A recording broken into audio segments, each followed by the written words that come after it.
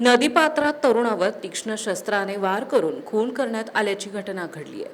खुनामागचे कारण समजू शकले नाही। कुशल कसबे वय वर्ष 33 राहणार महात्मा फुले पेठ असे खून झालेल्या तरुणाचं नाव आहे। या प्रकरणी डेक्कन पोलीस ठाण्यात खुनाचा गुन्हा दाखल करण्यात आला आहे।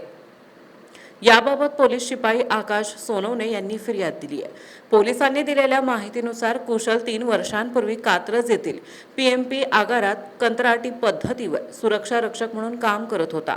तेथील काम त्याने सोडले होते।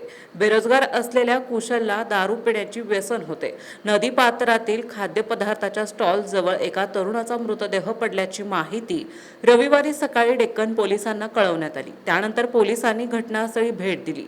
सुरुवातीला मृतावस्थेत पडलेल्या तरुणाची ओळख पटलेली नव्हती। पोलिसांनी ओळख पटवली। कुशल यांच्या खुनामागचे कारण समजू शकले नाही। त्यांच्यावर तीक्ष्ण शस्त्राने वार करण्यात आले असून पसार झालेल्या आरोपींचा शोध घेण्यात येत आहे। वरिष्ठ पोलीस निरीक्षक गिरीशा निंबाळकर अधिक तपास करीत आहेत।